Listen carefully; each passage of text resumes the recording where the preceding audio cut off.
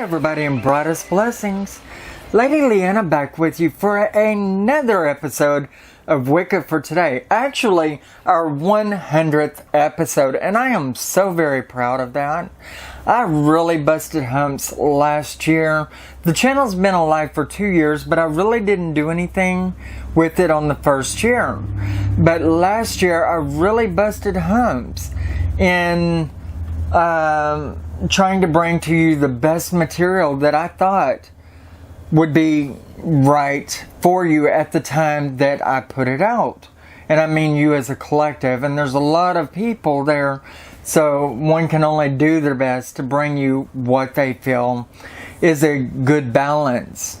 For those of you that are actually just beginning your pathway and want to know how to proceed down it as a starter, or for those of you that would like to see the pathway or any of the pagan pathways from other perspectives, you know. But I feel that I've really moved mountains in accomplishing that. I really feel good about it. And lately I have had a lot of people asking me or stating I'm new to paganism at all, and I would like to know what would be the best things for me to have, you know, just starting out. And this is a good topic. What better topic, actually, than on the 100th episode, than to reach back there and remember the people that are still new to all of these pathways within paganism and touch on some finer points for them and help, you know, them to figure out what would be a good balance for them to start with. And so we're going to do that today. And let me insert here that I don't feel you should have to have anything. You really don't have to have anything to start out with. Materials to learn with, that's always a good starting tool, you know. But I put this list together based around what I wish someone would have told me whenever I began my path over 32 years ago. Okay, what I would have liked someone to hand me, or what I would have liked for somebody to tell me that I at least needed whenever I began my pathway. And so I'm going to look at my board here sometimes whenever I'm talking to you, because I have a list here and I didn't want to forget anything, so just bear with me on that, okay? Alright, first off, I would like to say that you should have a good diary. A blank book with nothing in it, except maybe decorations on the cover or whatever you feel makes it your own, what makes it feel right for you. A good diary, you cannot go wrong with having something to record all your happenings in, you know, as you go along. You don't want to forget anything, particularly on your beginning, because these are the things that you reflect on with glory later on, nostalgically, you know. They're things that will fuel your fire later on, when you can look back at how new you were, when everything was so bright and pretty, and you know, I mean, and we get old and we start forgetting these things, and when we can reflect on our memories, then it brings it back for us, you know. So you can never go wrong with taking a lot of notes. And that's why I'll also say on this list that you should have a couple of spiral notebooks or one big binder, okay? So that you can just write your notes in. And by the way, a lot of the diaries that you would choose are fixed paged, okay? Which means that you would have to tear the pages out and it'll look all ugly after you do so, you know, or that it's there permanently and maybe you didn't write it exactly as you felt you should have.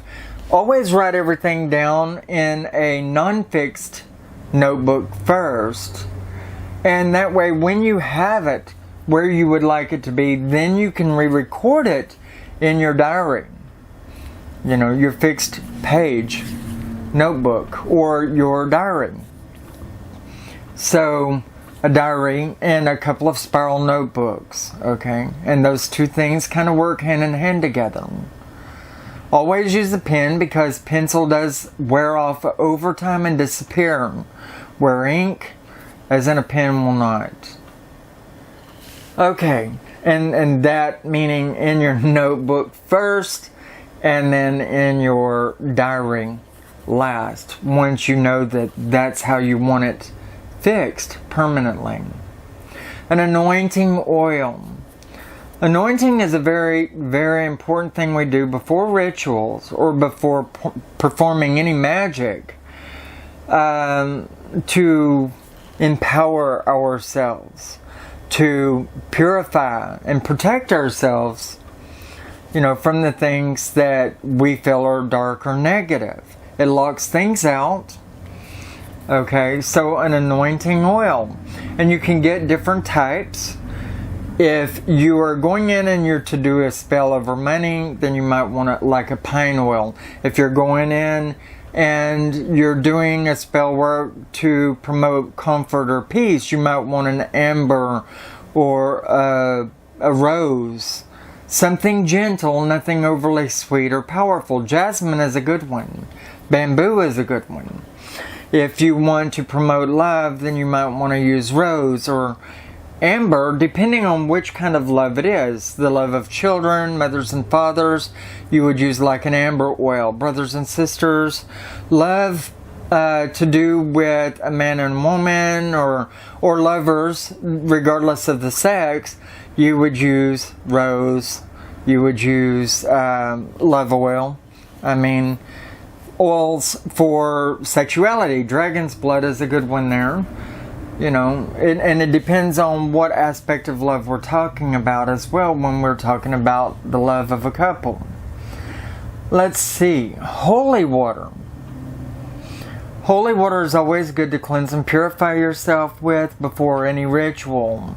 And with me, I like to get consecrated salts to add to my bath because I do a ritual bathing in a bathtub before I actually do any of my rituals. So holy water or consecrated salt. If you're using holy water, you would take your bath and then afterward you would do the holy water around your body, splashing it on you almost like an after bath, cologne or body spray.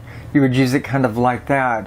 Don't forget to say your prayers for whatever it is that you are fixing to undertake and for purification and cleansing. Let's see. And the bath salts you would add to your bath, like I said that I do. A white, tan, or light green robe. Okay, you don't want a dark green one because that goes in line of the darker colors, and I'll explain that to you in a little while.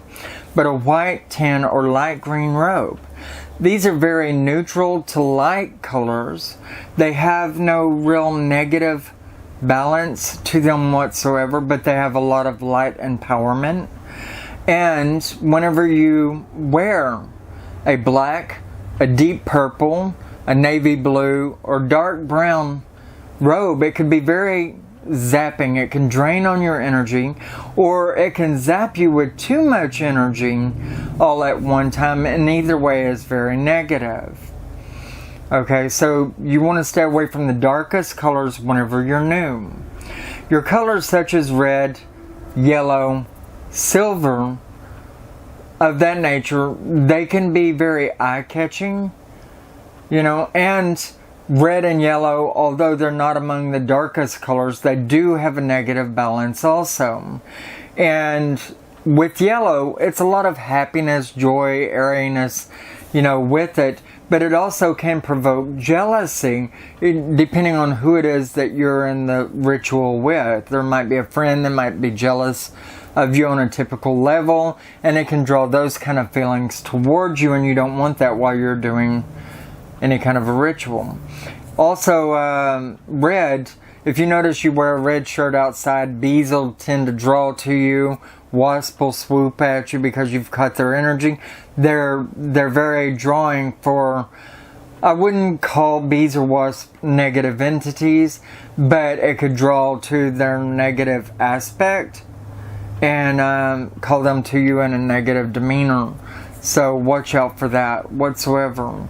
It could be the same thing within a circle. It could draw your negative spirits likewise to swoop at you or try to cause you a certain amount of turbulence.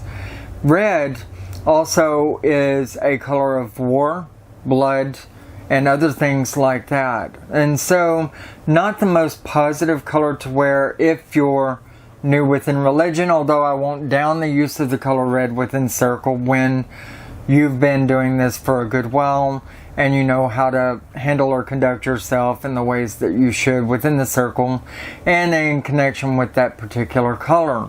There are certain things that you would use these colors for within circle when you're an advanced person on your pathway.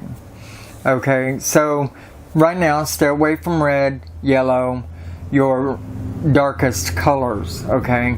And hold to white, tan, and light green. Light powder blue could be okay as well. Alright, let's see. Seashells.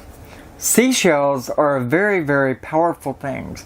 Actually, the seashell represents the vagina, a representation of the goddess, of the strength within woman, and the ability to give birth. Okay? The pearl being born within the shell, all of that. I mean, there is a lot that represents the goddess with that. And so, a very, very powerful tool, the seashell, and given to you freely of earth and sea, doesn't cost you anything. And you can use them as an anointing dish, as a holy water dish. You can use them, depending on how big they are, as a face washing bowl. You can use it to hold all your various herbs in while you're in circle. And I don't know if I've said it, but an incense holder. Anyway, I've probably said that twice, but never mind.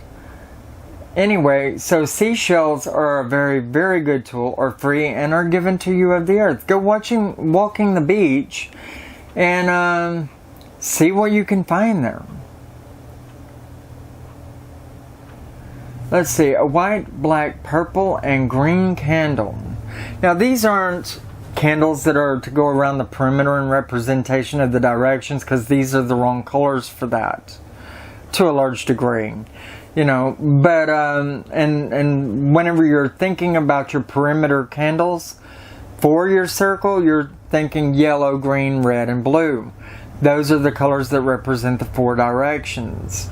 Okay, but you're actually just getting a white, black, purple, and green candle to hold in your toolbox for whenever you're wanting to do various spell works or charms or whatever it is that you want to do.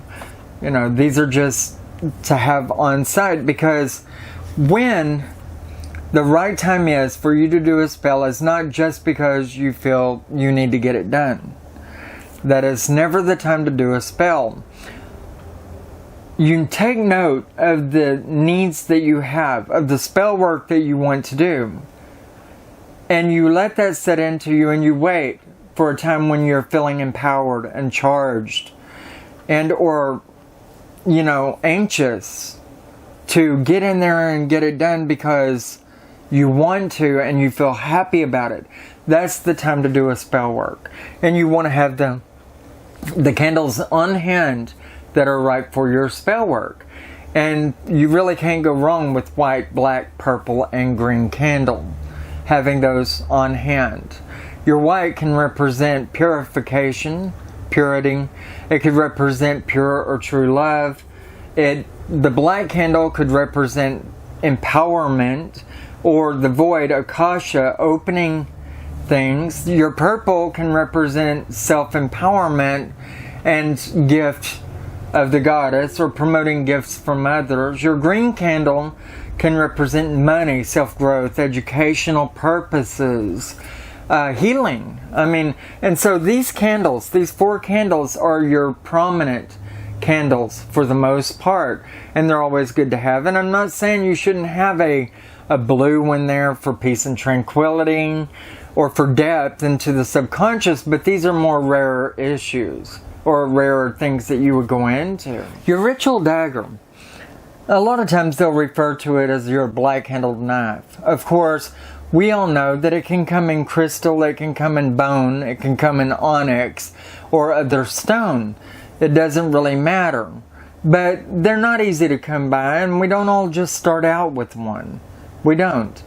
And so we have to order one when we feel that we're ready, but it's really got a call to you. And so we may not get it as soon as we have that urge that we need one, you know, for a particular spell work that we want to do at the spur of the moment. You know, and this happened to me whenever I was just beginning on my pathway. There was something I read about and I wanted to try it out. But I didn't have a dagger, and it did call for one. So I went to my kitchen, and I looked in the drawer through all the knives that I had, and there was this one black wooden-handled knife where its blade had a particular look to it, and it just kind of, wow, snapped at me. Okay, well, you know, this can be used. And you can find your first dagger that way, out of your kitchen drawer. Cleanse it with holy water, anoint it to yourself, leave it out in the moonlight for 3 consecutive nights, you know, and then make it yours. And at least as your temporary knife. This is the easiest way to come by at your ritual dagger, at least your temporary ritual dagger. If you don't feel that that would be worthy of you, then you can go out and you can find a nice thick piece of wood and you can whittle one out of a piece of wood. Okay? So that's another way. Other people may take the blade of a kitchen knife and they may strap it or lash it to a piece of bamboo that they would find with a certain kind of leather. So you can make your ritual dagger out of just whatever you want, or you could find one in your kitchen that you would use as a temporary. And my first dagger, my first ritual dagger, was a kitchen knife that just really seemed right to me at the time, and it was easy to come by. Okay, so there is some ideas for you. A thin slab of wood as an altar tile. Now, my first altar tile was when I had remembered that I saw at Walmart or some store. I don't really remember what store it was at this point in time. It was a craft area of the store. But, and I know I've seen them at Walmart, and that's why I came out with Walmart right away, because I've seen them there plenty, and I bought them and I've made them into pentagram plaques recently with a wood burner. But whenever I was brand new and I needed an altar tile, I went to a store. I saw in the craft department of the store a wooden plaque-like disc that had been sanded and had nothing on it. Okay, so it was a raw piece of wood that had been sanded and is ready for my use, you know. And I snatched it up and I made it into my altar plaque to set within the north side of my circle. And I could use it for placing herbs on it or what have you, or just in representation of the north side of my altar. You know, so there's an idea for you. Also, much later, somebody had cut down a tree in their yard.